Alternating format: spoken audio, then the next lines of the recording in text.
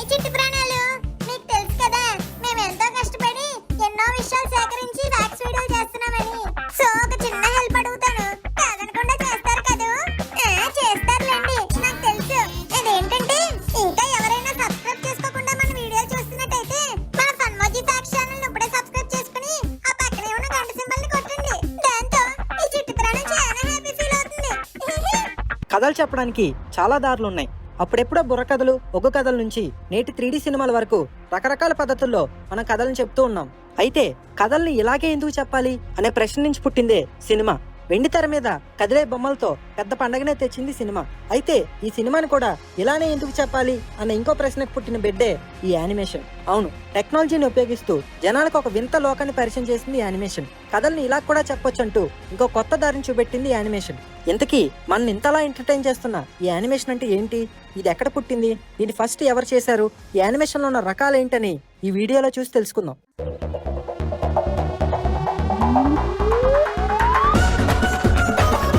Animation అంటే ఒక series of pictures. English లో కొంచెం పాష్ గా చెప్పాలంటే the simulation of movement created by a series of pictures. ఇంకా డీప్ గా వెళ్తే యానిమేషన్ ఒక మొక్క అయితే దానికి ఫస్ట్ నీళ్లు పోసిన వ్యక్తి ప్లాట్యూ. 1832లో ఈయన ఫెనకిస్టిస్కోప్ అనే ఒక స్పిన్నింగ్ కార్డ్బోర్డ్ ని కనిపెట్టాడు. ఇదేంట్రా అంటే ఒక పర్టికులర్ పిక్చర్స్ తో డిస్క్ లా కనిపించే ఒక వస్తువు. దీన్ని తిప్పినప్పుడు అందులో ఉన్న ఫోటోలు ఫాస్ట్ గా రన్ అవుతూ అదొక వీడియోలా మనకు ఒక భ్రమను క్రియేట్ చేస్తుంది. దీన్ని చూస్తే మరేమో కానీ 1834లో విలియం జార్జ్ హార్నర్ అనే ఆయన కూడా జోయిట్రోప్ అనే ఒక రొటేట్ అయ్యే డ్రమ్ లాంటి వస్తువుని కనిపెట్టాడు. దీన్నే వీల్ ఆఫ్ డెవిల్ అని కూడా అంటారు. ఫ్రెంచ్ ఇన్వెంటర్ పీరీ దీనికి జియోట్రోప్ అని పేరు పెట్టాడు. ఇదొక Greek word, things that turn అని దీని అర్థం. అర్థానికి తగ్గట్టే ఇది కూడా ఒక తిరిగే వస్తువు. ఇందులో కూడా పిక్చర్స్ ఉంటాయి. ఈ డ్రమ్ తిరుగుతున్నప్పుడు ఆ పిక్చర్స్ మనకి కదులుతున్నట్టు కనిపిస్తాయి. ఇలా నిలకడగా ఉన్నప్పుడు ఒక ఫోటోలా, అలాగే వేగంగా తిరుగుతున్నప్పుడు వీడియోగా కనిపిస్తాయి. దీన్నే principle of persistence of vision అని అంటారు. మనం చిన్నప్పుడు స్కూల్లో ఫ్లిప్ బుక్స్ తో ఆడుకునే వాళ్ళం, గుర్తుందా? అవి కూడా ఈ సూత్రం ప్రకారమే పనిచేసేవి. ఇక యానిమేషన్ బేస్డ్ గా వచ్చిన ఫస్ట్ ఫిల్మ్ ఏంటంటే humorous phase of funny faces. ఇది 1906లో విడుదలైంది. ఇది సృష్టికర్త అమెరికన్ యానిమేటర్ అయిన James Stuart Blackton. American father of animation అని కూడా అంటారు. ఈయనకున్న ఇంకో ముద్దు పేరు ఏంటంటే the comical cartoonist. Stop motion technique ను కూడా ఉపయోగించి ఈయన యానిమేషన్ ఫిల్మ్స్ రూపొందించేవారు. ఇక ఫస్ట్ ఫుల్లీ యానిమేటెడ్ మూవీ తీసింది అయితే ఫ్రెంచ్ కార్టూనిస్ట్ అయిన ఎమిలీ కాల్క్. ఈయన ఫ్యాంటాస్మగోరీ అనే ఒక యానిమేటెడ్ ఫిల్మ్ తీసి 1908లో పారిస్ లో ప్రీమియర్స్ వేశారు. ఆ తర్వాత 1914లో ఎర్ల్ హర్డ్ అనే ఆయన సెల్ యానిమేషన్ ని కనిపెట్టి యానిమేషన్ ట్రెడిషన్ స్టైల్ కి ఫౌండర్ గా నిలిచారు. వీళ్ళనే కాదు, విన్సర్ మెకే అనే కార్టూనిస్ట్ కూడా యానిమేటర్స్ కి ఒక గురువులా నిలిచాడు. Little Nemo in Slumberland comic strip ని 1911లో రిలీజ్ చేసి అమెరికాలో ఫస్ట్ యానిమేటెడ్ ఫిల్మ్ ని రిలీజ్ చేసిన వాడిగా పేరు పొందాడు. ఆ తర్వాత 1914లో గర్టీ ది డైనోసార్ అనే యానిమేటెడ్ ఫిల్మ్ తో కూడా ఈయన తన బ్రాండ్ ని పాపులర్ చేసుకున్నాడు. ఇక ఫుల్ లెంత్ గా తీసిన యానిమేషన్ ఫిల్మ్ అయితే మొమటారో ఉమి నో షిన్పై దీన్ని తీశారు. 1945లో రిలీజ్ అయింది. ప్రపంచ దేశాల సంగతులు పక్కన పెట్టి ఇక మన ఇండియా విషయానికి వస్తే ఫాదర్ ఆఫ్ ఇండియన్ యానిమేషన్ గా పద్మశ్రీ రామ్మోహన్ గారు పేరు పొందారు. ఫారెన్ నుంచి వచ్చిన క్లైరీ వీక్స్ అనే ఆయనతో కలిసి యానిమేషన్ మెలకువలు నేర్చుకుని ది బన్యన్ డీర్ అనే యానిమేషన్ మూవీని తీశారు. 1956లో cartoon film unit film division of ఇండియాలో యానిమేటర్ గా తన ప్రస్థానం స్టార్ట్ చేసి ఆ తర్వాత దానికే బాస్ అయ్యారు రామ్మోహన్ గారు. తాను ఒక్కడే నేర్చుకోవడం కాకుండా మిగిలిన వాళ్ళకు కూడా యానిమేషన్ టిప్స్ అండ్ ట్రిక్స్ చెప్పి ఎంతో మందిని ఈ రంగంలో సింగంలా తయారు చేశారు. బయోగ్రాఫిక్స్ తో సహా అనేక వాటిపై ట్రైనింగ్ ఇచ్చి చాలా మందిని ఈయన యానిమేషన్ లో కింగ్ చేశారు. ఇక ఈ యానిమేషన్ లో కూడా చాలా రకాలు ఉంటాయి. ట్రెడిషనల్ యానిమేషన్ అని, 2D యానిమేషన్ అని, 3D యానిమేషన్ అని, మోషన్ గ్రాఫిక్స్ అని,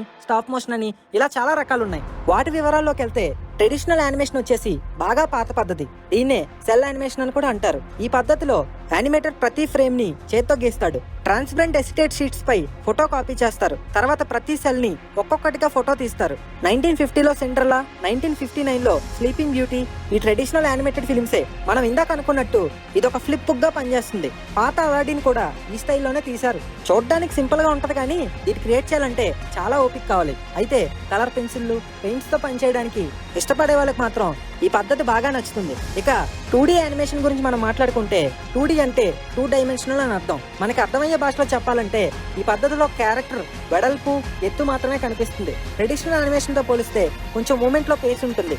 ఈ పద్ధతుల్లో డిస్నీ వాళ్ళు అప్పట్లో ఒక రేంజ్ సినిమాలు తీస్తూ బాగా పాపులర్ అయ్యారు. For example beauty and the beast.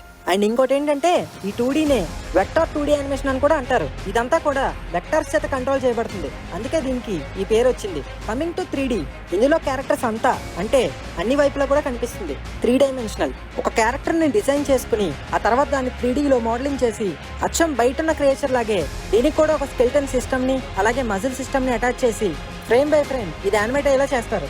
ఈ ఫ్రేమ్ లో ప్రతి మోషన్ ని కంప్యూటర్ క్యాలిక్యులేట్ చేసుకుంటుంది. 1995 టాయ్ స్టోరీ నుంచి ఇప్పటికీ వస్తున్న యానిమేషన్ మూవీస్ అన్ని ఈ పద్ధతినే ఫాలో అవుతాయి. ఇక స్టాప్ మోషన్ యానిమేషన్ గురించి చూస్తే ఇది కూడా కొంచెం పాత పద్ధతి లాంటిదే. దీంట్లో play motion, pixilation, object motion, cutout animation లాంటివి కొన్ని ఉంటాయి. అయితే ఇందులో డ్రాయింగ్స్ కి బదులుగా నిజమైన వస్తువులు ఉంచుతారు. Shaun the Sheep, Bob the Builder, Chicken Run the night before Christmas లు ఈ విధమైన టెక్నిక్స్ వాడే క్రియేట్ చేశారు. అండ్ నెక్స్ట్ ఉన్న డిఫరెంట్ టైప్ మోషన్ గ్రాఫిక్స్, దీన్నే డిజిటల్ గ్రాఫిక్స్ అని కూడా అంటారు. ఈ మధ్య మనం దీన్ని బాగా చూస్తున్నాం. ఫర్ ఎగ్జాంపుల్ లైక్ చాలా వీడియోలకు ముందు వచ్చే టైటిల్స్, లోగోలు ఇవన్నీ కూడా మోషన్ గ్రాఫిక్స్ కింద వస్తాయి. సోషల్ మీడియా అప్లికేషన్స్ లో కూడా దీన్ని బాగా వాడుతున్నారు. స్మూత్ మోషన్ తో ఐ క్యాచీగా ఉంటాయి ఇవి. వీటిని క్రియేట్ చేయడానికి ఆఫ్టర్ ఎఫెక్ట్స్ లాంటి సాఫ్ట్వేర్లు వాడుతుంటారు.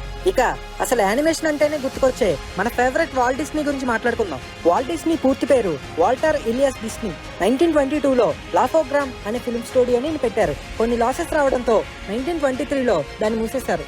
అయితే గోడ కొట్టిన పిడకలా కాకుండా బంతిలా ఆ నెక్స్ట్ డే యానా రాయ్ తో కలిసి డిస్నీ బ్రో స్టూడియో స్టార్ట్ చేశారు. అది సూపర్ సక్సెస్ అయింది. అసలు డిస్నీ అంటే మనకు గుర్తొచ్చేది మిక్కీ మౌస్. దీనికి 1947 వరకు డిస్నీనే డబ్బింగ్ చెప్పారంట. ఇక కార్టూన్ అండ్ యానిమేషన్ షోలకు సంబంధించిన కొన్ని ఫ్యాక్ట్స్ ఇప్పుడు చూద్దాం. మిక్కీ మౌస్ ని స్వీడన్ లో మసిపిగ్ అని, చైనాలో నీ లయోషు, అలానే ఇటలీలో టొపోలినో అని అంటుంటారు. అసలు యాక్చువల్ గా మిక్కీ మౌస్ కి పెట్టిన ఫస్ట్ పేరేంటో తెలుసా? మార్టిమర్. కానీ డిస్నీ వాళ్ళ ఆవిడ ఈ పేరు బాలేదని చెప్పి మిక్కీ మౌస్ అని పెట్టారు. మనందరికి స్కూబీ డూబిడూ అంటే చాలా ఇష్టం. దాని ఒరిజినల్ పేరేంటో తెలుసా? స్కోబర్ట్ స్కూబీ డూబిడూ. అండ్ మీ అందరికి ది ఫ్లింట్ స్టోన్స్ తెలుసుగా? ఈ షో దగ్గరగా ఒక 30 ఏళ్ళు ఎదురులేని ఫ్రాంచైజ్ గా ఉంది. దీనికి ఉన్న క్రేజ్ కి ఒక ఎగ్జాంపుల్ ఏంటంటే కొలరాడోలో ఉన్న బెడ్ రాక్ పోస్ట్ ఆఫీస్ కి ఈ ఫ్లింట్ స్టోన్ లోని క్యారెక్టర్స్ ని తెగ లవ్ చేస్తూ కుప్పలుగా మెయిల్స్ వచ్చేసేవంట. వీటి దెబ్బకి కొత్తగా రిటర్న్ స్టాంప్స్ కూడా పుట్టి రిటర్న్ టు సెంటర్ ఫిక్టీషియస్ అనే పేరుతో తిరిగి ఫ్యాన్స్ కే పంపేవారంట. కార్టూన్ క్యారెక్టర్ అయిన గూఫీ గుర్తుందిగా? ఈ క్యారెక్టర్ అంటే వాల్ట్ డిస్నీకి అసలు ఇష్టం లేదంట. అసలు దీనంత స్టూపిడ్ క్యారెక్టర్ ఇంకెక్కడా లేదని ఆయన ఫీలింగ్. ఎంత చిరాకు వచ్చినా ఈ క్యారెక్టర్ ని తీసేపోవడానికి కారణం దీని మీద వర్క్ చేస్తూ బతుకుతున్న యానిమేటర్స్. అవును, పాపం వాళ్ళకి పని పోతుందని ఇష్టం లేకపోయినా ఈ క్యారెక్టర్ ని కొనసాగించారు Walt Disney. And next superman అంటే మనకు బాగా గుర్తుకొచ్చేది గాల్లో ఎగరడం. అయితే 1940లో వచ్చిన సూపర్ మ్యాన్ క్యారెక్టర్ అసలు ఎగిరేది కాదంట. కానీ ఇది చాలా సిల్లీగా ఉండడంతో ఈ క్యారెక్టర్ క్రియేట్ చేసిన క్రియేటర్సే ఆ తర్వాత ఎగిరే పవర్స్ ని ఇచ్చారు. ఇంకా నెక్స్ట్ మన హీమాన్ తెలుసుగా? ఇతని చేతిలో పెద్ద కత్తి ఉంటుంది. కానీ మీరు కరెక్ట్ గా గమనిస్తే దాన్ని మనోడు అస్సలు వాడు. ఎందుకంటే అప్పట్లో హింసను చూపెట్టకూడదని బ్రాడ్కాస్ట్ స్టాండర్డ్స్ ఉండేవి. దానివల్ల హీమాన్ చేతుల్లో ఆయుధం ఉన్నా అస్సలు ఉపయోగించేవాడు కాదు. ఇంకోటి ఏంటంటే మనోడు అహింసవాది. అండ్ నెక్స్ట్ వచ్చేది ఎడ్ అండ్ ఎడ్డీ. ఇది one of the longest running series. Almost 11 years పాటు కార్టూన్ నెట్వర్క్ లో నడిచింది. ఇదే కోవలో మన ఫన్మోజీ కూడా 2D యానిమేషన్ స్టైల్ ప్రయోగించి కొత్తగా పెట్టిన ఛానలే ఫన్మోజీ 2D. ఇందులో రాబోతున్న జాంజిగిరి సిరీస్ లో ప్రతి పాత్ర కూడా 2D యానిమేషన్ ద్వారానే ప్రాణం పోసుకున్నాయి. సాధారణంగా మనం చూస్తున్న ఈ యానిమోజీ మీమోజీ యానిమేషన్ కన్నా ఈ 2D యానిమేషన్ ప్రక్రియ చాలా కష్టమైంది మరియు పూర్తి చేయడానికి ఎక్కువ సమయం పడుతుంది. అయినప్పటికీ కొత్త అడుగులు వేయాలన్న ఆలోచనతో కొత్తగా మిమ్మల్ని అలరించాలనే ఉద్దేశంతో ఫన్మోజీ 2D ఛానల్ పెట్టడం జరిగింది. అతి త్వరలో జాంజిగిరి సిరీస్ మొదలై మీ అందరినీ అలరిస్తుందని ఆశిస్తున్నాం. ఈలోగా మీరు ఫన్మోజీ 2D ఛానల్ ని సబ్స్క్రైబ్ చేసుకుని మా ఫన్మోజీ టీమ్ ని ఎప్పటిలాగే సపోర్ట్ చేస్తారని కోరుకుంటున్నాం.